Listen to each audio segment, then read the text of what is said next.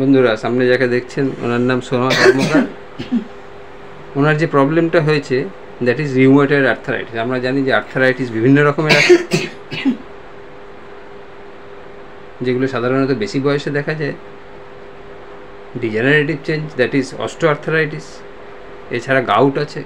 Gout কখন বলা হবে? যখন আমাদের ইউরিক অ্যাসিড বেড়ে যাবে, দ্যাট ইজ গাউট। এছাড়া সোরিয়াটিক আর্থারাইটিস, রিউমেটয়েড আর্থারাইটিস। তা রিউমেটয়েড আর্থারাইটিস এর মধ্যে খুবই খারাপ ধরনের আর্থারাইটিস। তো এই যে সামনে যাকে দেখছেন ওনার রিউমেটয়েড আর্থারাইটিস, মানে কিছুদিন ধরে দেখা যাচ্ছে যে কয়েকটা জয়েন্টে প্রচণ্ড ব্যথা, ফুলে গেছে, তাই তো? কোন জয়েন্টে মেন হয়েছিল যেন প্রথমে? হাতের বিভিন্ন জয়েন্ট হয়েছে, ফুলে গেছে। তাহলে আমরা জানি যে রিউমেটয়েড আর্থারাইটিস সাধারণত পেরিফেরিতে প্রথমে হয়। সাধারণত পেরিফেরিয়ে, সেটা লোয়ার পেরিফেরিতে হতে পারে, আপার পেরিফেরিতে হতে পারে, সাধারণত হাতে পায়ে হতে পারে। তা ওনার হাতের আঙুলগুলোতে হচ্ছিল। রিউমেটয়েড আর্থারাইটিস সিস্টেমেটিক ডিসঅর্ডার এটা। এখানে সাধারণত নর্মালি যেটা হয়, যে ইউনিট থাকে এটা 20-র মধ্যে থাকে। 20-র মধ্যে থাকলে এটা নর্মাল। তো ওনার যখন এই ব্যথা যন্ত্রণা হচ্ছে তখন উনি মডার্ন সায়েন্সে দেখিয়েছেন, মডার্ন মেডিকেল সায়েন্সে দেখিয়েছেন। ওনারা পরীক্ষা করতে দিয়েছেন, তাই তো? দেখিয়েছিলেন? পরীক্ষা করে দেখছেন যে অ্যাবভ 200, এই যে এখানে লেখা আছে আমার, এই যে রিউমেটয়েড আর্থারাইটিস রিউমেট ফ্যাক্টর যেটা রয়েছে এটা 200.50, যেটা নর্মাল থাকে 0 to 20। এটা হলো কবে? 17 জানুয়ারি 2025। তো ওষুধ খেলো, ওদের ওষুধ খেয়ে বিশেষ কিছু উপকার হলো না। এবার উনি যেহেতু আগেও আমার কাছে বিভিন্ন প্রবলেমে দেখিয়েছেন, বা ওনার ফ্যামিলির, ওনার হাজব্যান্ড দেখায়, ফ্যামিলির লোক দেখায়, সেই জন্য ওনার ফেইথ আছে আমার উপর, আমার কাছে চলে আসলো, তাই তো? যে ঠিক আছে দেখাই। তাই এই রিপোর্ট নিয়ে আমার কাছে চলে এসছে। তার আগে কিন্তু কয়েকজন ডাক্তার দেখিয়েছেন। তা আমি ওনাকে বলবো যে আপনি বলুন যে আপনার কি অসুবিধা হচ্ছিল, কখন কি অবস্থায় আসলেন, একটু বলুন। আমি জানুয়ারি মাসে যখন টেস্ট করাই তো ধরা পড়ে 200 ছিল রিউমেটিক ফ্যাক্টর। হ্যাঁ, এবার আমি মোটামুটি জানতাম এটার যে ওই এটার কোনো ট্রিটমেন্ট নেই, এটার এলোপ্যাথি ট্রিটমেন্ট সেরকম অতটা না, ওরা পেন কিলার দিয়ে কমায়। এটা অটোইমিউন ডিজিজ। পল্লবদার কাছে আসতাম এর আগে থেকে, একটা বিশ্বাসও ছিল।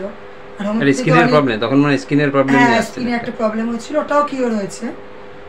তা তখন পল্লবদার কাছে এসে বললাম, তো পল্লবদা আমি দেখছি ওষুধটা, এটাতে অ্যাকচুয়ালি কোনো সেরম কি নেই। এটা তাহলে এটা কি? এটা অনেকটাই আমি এখন ভালো আছি। এখন ওই মাঝে মধ্যে দু একটা জায়গায় একটু ওই গোড়ালি ফলে জায়গা, কিন্তু আগের মতো ব্যথাটা, যে ব্যথা যন্ত্রণা আপনি যখন আমার কাছে এসেছিলেন তখন ছিলাম, সেই জিনিসটা নেই, যে কাঁদতে হতো, তাই তো? এইসব জিনিসগুলো একদম। তার জন্য চিকিৎসাও কিছু করিয়েছিলেন তখন? কয়েকবার ওষুধ খেয়েছেন? একবার খেয়েছি, দু একটা পেন কিলার, তো সেরকম ভাবে খাইনি। কেন? মানে আমার জানাই ছিল এটার কোনো ট্রিটমেন্ট নেই। তাহলে দেখুন এটা কি? এটা this is a autoimmune disease. এই আগের দিন একটা ভিডিও ছেড়েছি বা ভিডিও আপলোড করেছি, যেটা হচ্ছে সোরিয়াসিস।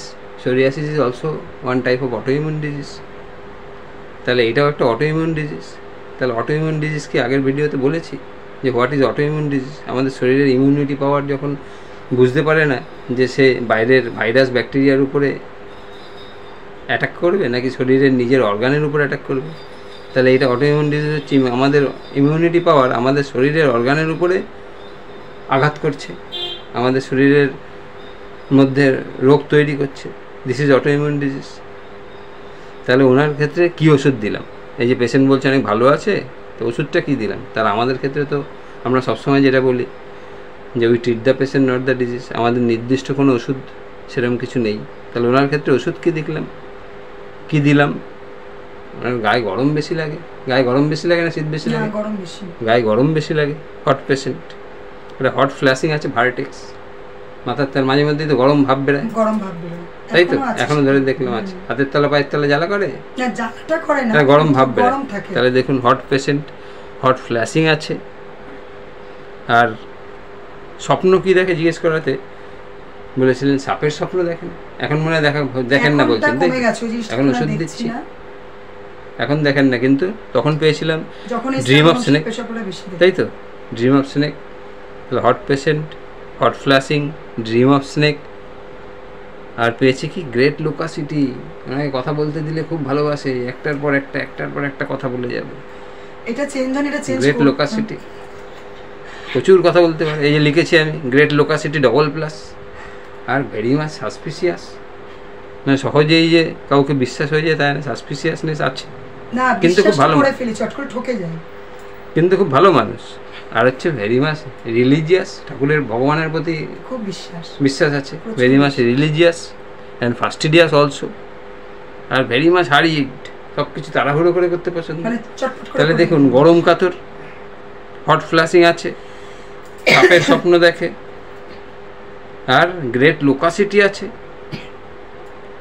আর প্রেফার্স লুজ ক্লথ, যে ওয়ারিং যে পরেন যে জামা কাপড় এগুলো টাইট ভালো লাগে না লুজ ভালো লাগে, কি বলেছিলেন? মিডিয়াম ধরনের করি। এই যে আমার এখানে লেখা আছে টাইটও স্টার্ট করে প্রেফার্স লুজ ক্লথ, এই লেখা আছে বেশিরভাগ লুজটাই ভালো লাগে। লুজ ক্লথিং পছন্দ, বাইরে বেরাচ্ছেন হয়তো দেখা যাচ্ছে যে না পছন্দ না হলেও টাইট পরলেন, কিন্তু বেশিরভাগ পছন্দ কি ঘরের মধ্যে সবসময় নাইটি, লুজ ক্লথিং প্রেফার্স করে।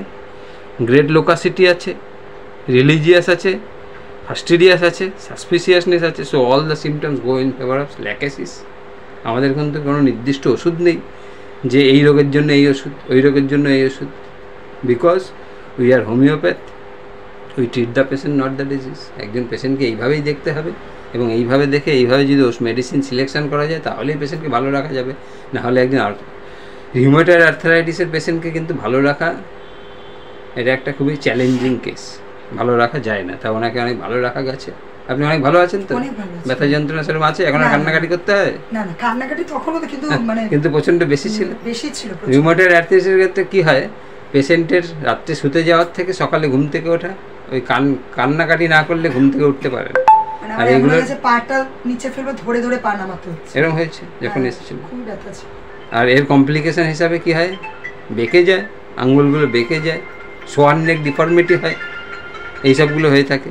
তা যাই হোক, যে ওষুধ দিয়েছি ওনার ক্ষেত্রে সেটা অ্যাপ্রোপ্রিয়েট, এবং অ্যাপ্রোপ্রিয়েট বলেই এত সুন্দর কাজ দেখা যাচ্ছে। যদি অ্যাপ্রোপ্রিয়েট না হতো তাহলে কিন্তু আপনি যদি একজন, এই যে ওনাকে পয়জন অফ সুরুকুকু দিয়েছি, ল্যাকেসিস দিয়েছি, এটা যদি আপনি আরেকজন পেশেন্টের ক্ষেত্রে দেন তার ক্ষেত্রে কিন্তু যে কাজ হবেই সেরকম কিছু বলা যায় না। সেই জন্য in homeopathy every person are individual, এবং individualisation is the main characteristic feature of homeopathy. Homeopathy করতে গেলে এটাই করতে হবে, এটা করলেই পেশেন্টকে ভালো রাখা যাবে, নাহলে কিন্তু ভালো রাখা যাবে না।